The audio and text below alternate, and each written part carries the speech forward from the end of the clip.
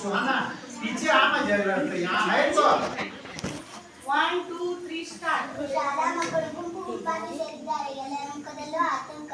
ಆಸ್ಪತ್ರೆಯಲ್ಲಿ ದಾಖಲಾಗಿರುವ ಸಹಪಾಠಿಗಳ ಆರೋಗ್ಯ ತಿಳಿಯುವ ತವಕ.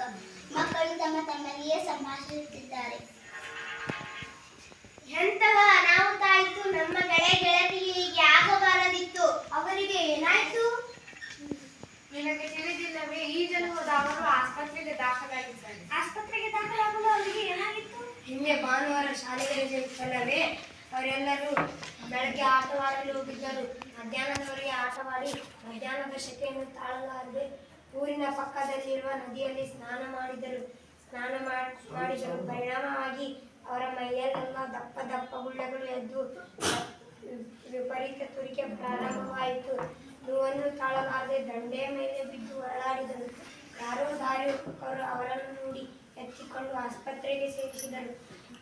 ಅವರ ಆರೋಗ್ಯ ತೀರಾ ಹದಗೆಟ್ಟಿದೆ. ಹಾಗಾದರೆ ನಾವು ಆಸ್ಪತ್ರೆಗೆ ಹೋಗೋಣವೇ? ಆಯ್ತು, ಬನ್ನಿ ಹೋಗೋಣ. ಮಕ್ಕಳು ಆಸ್ಪತ್ರೆಗೆ ಬರುತ್ತಾರೆ. ಪರೀಕ್ಷಾ ಕೊಠಡಿಯಿಂದ ಹೊರಬರುತ್ತಾರೆ. ನಮ್ಮ ಗೆಳೆಯರಿಗೆ ಏನಾಗಿದೆ ಡಾಕ್ಟರ್? ಇನ್ನೂ ಏನನ್ನು ಹೇಳುವಂತಿಲ್ಲ ಮಕ್ಕಳು, ಆದರೆ ಚಿಂತೆಗೆ ಕಾರಣವಿಲ್ಲ ಅಂತ ತೋರುತ್ತದೆ. ಅವರಿಗೆ ಏನಾಯ್ತು ಡಾಕ್ಟರ್? ಅವರಿಗೆ ನದಿಯ ನೀರಿನ ಮಾಲಿನ್ಯದ ಸೋಂಕು ತಗುಲಿದೆ. ಪರಿಣಾಮವಾಗಿ ಇಡೀ ದೇಹದಲ್ಲಿ ಗುಳ್ಳೆಗಳಿದೆ. ತುರಿಕೆ ತಡೆಯಲಾರದೆ ಮೂರ್ಛೆ ಹೋಗಿದ್ದಾರೆ.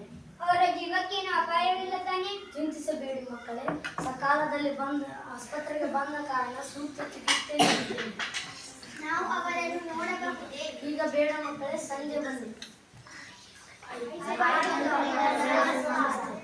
ಹೋಗಿ ಬನ್ನಿ. ವೈದ್ಯರು ಹೇಳಿದ ಮಾತುಗಳನ್ನು ಕೇಳಿದ ಮಕ್ಕಳು ನದಿಯ ದಂಡಕ್ಕೆ ಬರುತ್ತಾರೆ. ಆಯ್ತು, ಬನ್ನಿ ಹೋಗೋಣ. ಈ ನದಿಯ ನೀರು ಎಷ್ಟೊಂದು ಕೊಳಕಾಗಿದೆ. ಅಬ್ಬ, ಈ ಕೆಟ್ಟನಿಗೆ ವಯಕ್ಕೆ ಹೇಳಿದರು. ಶೆಕೆ ತಡೆಯಲಾಗಲಿಲ್ಲವೋ ಏನೋ. ಇದು ಮಲಿನಗೊಂಡ ನದಿ. ಇಂತಹ ನದಿಗಳು ಜೀವ ಸಂಕೋಚಕ್ಕೆ ಅಪಾಯಕಾರಿ. ಮಕ್ಕಳು ನದಿಯ ಬಗ್ಗೆ ದಾಸ್ತಾರವಾಗಿ ಮಾತನಾಡುತ್ತಾ ಹಿರಾಡಿದ್ದಾರೆ. ಉದ್ದಕ್ಕಿದ್ದಂತೆ ಕೊಳಕ ಸರಿವಿನ ಪೂರ್ಣ ಜನರಿಗೆ ನದಿಯ ಮಧ್ಯದಿಂದ ಪ್ರಸಕ್ತರಾಗುತ್ತಾರೆ. ನಂದಿತ ಮೇಧಿನಿ ವಿಶ್ವ ವಿನೋದಿನಿ ನಂದನುತೆ ಗಿರಿವರವಿಂದ ಶಿರೋಧಿನಿ ಹಾಸಿನಿ ವಿಷ್ಣು ವಿಲಾಸಿನಿ ವಿಷ್ಣುನುತೆ ಭಗವತಿ ಹೇಷಿತಿ ಕಂಠ ಕುಟುಂಬಿನಿ ಭೂರಿ ಕುಟುಂಬಿನಿ ಭೂರಿ ಕೃತೆ ಜಯ ಜಯ ಹೇ ಮಹಿಷಾಸುರಮರ್ದಿನಿ ರಮ್ಯಕಮರ್ದಿನಿ ಶೈಲಸುತೆ.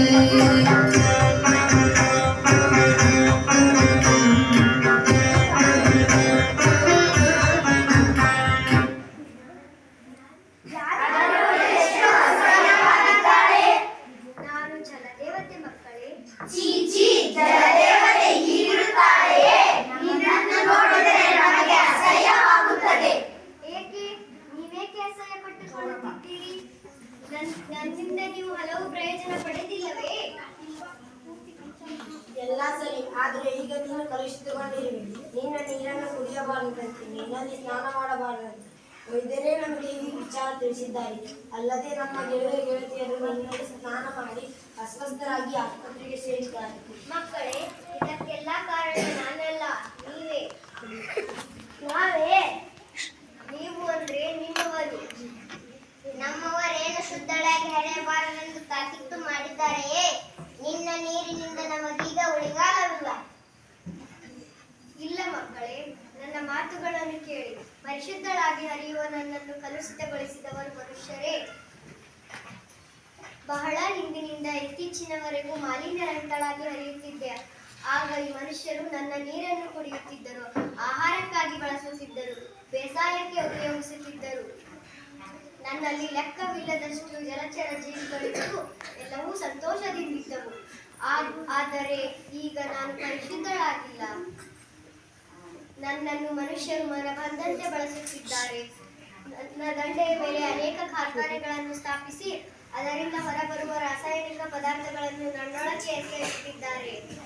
ಊರಿನ ಸಮಗ್ರ ಕೊಳಚೆ ನೀರನ್ನು ನನ್ನೊಳಕ್ಕೆ ಹರಿಯಬಿಟ್ಟಿದ್ದಾರೆ. ಇಷ್ಟೆಲ್ಲ ಶೋಷಣೆಗೆ ಬಲಿಯಾದ ನಾನು ಹೇಗೆ ಪರಿಶುದ್ಧಳಾಗಿ ಹರಿಯಲು ಸಾಧ್ಯ? ನೀವೇ ಯೋಚಿಸಿ ಮಕ್ಕಳೇ.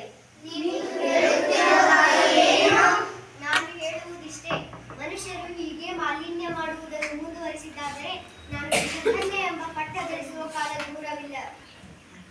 ನಾನು ಯಾರ ಬಳಿ ನನ್ನ ನೋವನ್ನು ಹೇಳಿಕೊಳ್ಳಲಿ?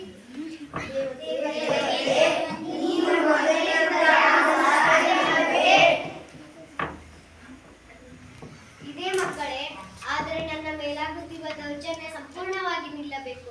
ನನ್ನನ್ನು ಶುದ್ಧಗೊಳಿಸಲು ಎಲ್ಲರೂ ಶ್ರಮಿಸಬೇಕು. ನನ್ನಲ್ಲಿ ಯಾವುದೇ ಬಗೆಯ ಮಲಿನ ವಸ್ತು ಸೇರಿದಂತೆ ನೋಡಿಕೊಂಡರೆ ನಾನು ಮತ್ತೆ ಮೊದಲಿನಂತೆ ಪರಿಶುದ್ಧಳಾಗಿ ಹರಿಯಬಲ್ಲೆ. ಈಗ ಹೇಳಿ ಮಕ್ಕಳೇ, ನನಗಾಗಿ ನೀವೇನು ಮಾಡಬಲ್ಲಿರಿ?